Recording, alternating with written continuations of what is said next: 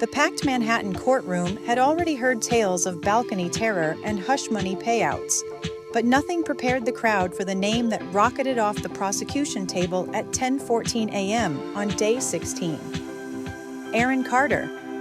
In that instant, Sean Diddy Combs' shoulders stiffened. His eyes cut toward the jury, and every phone in the press gallery lit up.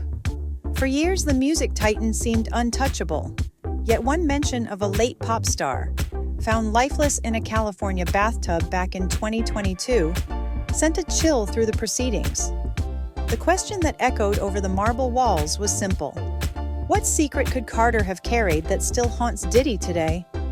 But that single name was only the first shock. Prosecutor Elena Morales didn't shout. She simply slid a flash drive envelope across the rail and asked the witness to confirm who had demanded its silence. The witness leaned in and whispered, "Mr. Combs." Cameras aren't allowed in federal court, but reporters swear Diddy's jaw twitched, and his attorney shot to her feet with an objection the judge hammered down. Outside, spectators later learned what those few words implied. The drive supposedly held clips of the infamous freak-off parties Carter once hinted at, footage the defense insists doesn't exist. Yet inside the courtroom, the moment ruptured Diddy's carefully polished calm. He's already spent 9 months behind bars after being denied bail 3 separate times for fear he'd pressure witnesses. To grasp why that whisper rattled a mogul worth nearly $1 billion, we have to rewind. Aaron's rise was pop culture wildfire, platinum records at 13, world tours before he could vote. Then came the legal battles, family clashes, and a spiraling drug habit fans could track in real time. By autumn 2022, his live stream swung between manic song snippets and panicked rants about industry giants plotting against him. Weeks before his death, he posted, "I've got files, real crazy stuff. If anything happens, look there."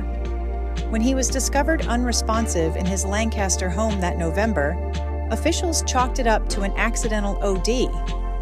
Friends weren't so sure. In private DMs later leaked to Reddit, Carter claimed he'd been offered big hush money for the hard drives he kept in multiple lockers. Conspiracy fodder? Maybe. But dead men can't testify. One reason Morales is mentioned today exploded like dynamite. And just days before that final live stream, Aaron dropped an even stranger hint. Screen recordings preserved by fans show Aaron pacing, vape in hand, muttering, "He won't stop till I'm offed. Y'all know who."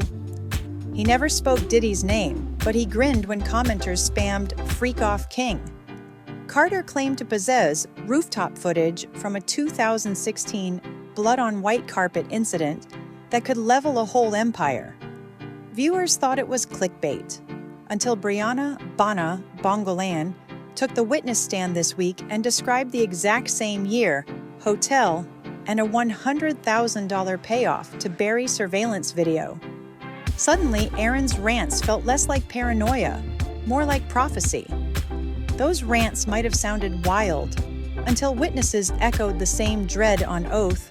Bongolan testified that Diddy burst into Cassie Ventura's Los Angeles condo, yanked Bongolan from a couch, and dangled her over a 17-story drop, snarling, "I'm the devil, I could end you." She says days later, a brown paper bag stuffed with $100K landed in a hotel guard's hands in exchange for erasing footage of Diddy beating Cassie inside a hallway. Multiple ex-employees described freak-off rooms, stocked with over 1,000 bottles of baby oil and locked phone pouches to stop recordings. Rap legend 50 Cent even mocked the testimony on Instagram, hinting he'd seen clips worse than that elevator video.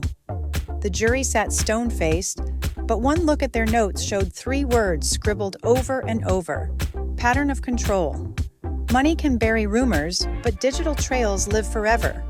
2 months ago, a Medium author published an exposé claiming Carter had once mailed a copy of his rooftop footage to an unnamed podcaster for safekeeping.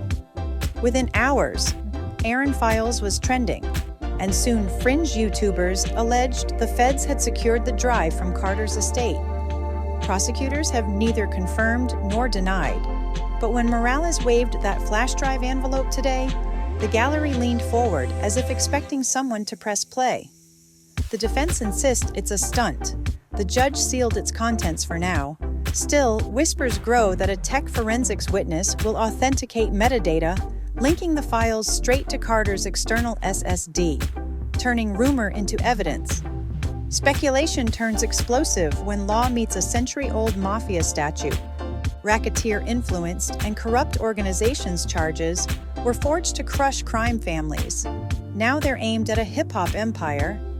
The indictment alleges a 30-year web of sex trafficking, intimidation, and bribery, orchestrated by Diddy and enforced by paid bodyguards and party planners. Payoffs like the $100K hotel handoff serve as overt acts proving enterprise activity. If jurors believe Carter possessed corroborating footage and that Combs tried to silence him, they can fold a dead pop star's hard drive into a racketeering puzzle stretching back to 1991. Conviction could stack decades, effectively a life sentence for the 55-year-old mogul. And that's exactly why Aaron's name resurfaced today, louder than ever. When the prosecutor linked Carter's alleged hard drives to a pending FBI report, Diddy's mother gasped and the defense shot to its feet demanding a mistrial. Judge Lasker's gavel cracked, motion denied. For a heartbeat, the courtroom fell to pin-drop silence. Then reporters bolted for hallway Wi-Fi. Inside, Combs rubbed his temples while jurors stared anywhere but at him. Bail is still off the table, so each evening he's shuttled back to a Brooklyn lockup instead of a penthouse. Cameras caught him leaving court tonight, head lowered, lips moving as if praying or cursing. But the jury hasn't heard the final bombshell. Prosecutors teased an unseen digital exhibit. Expected next week, speculation points to either Carter's SSD or 50 Cent's taunting clip.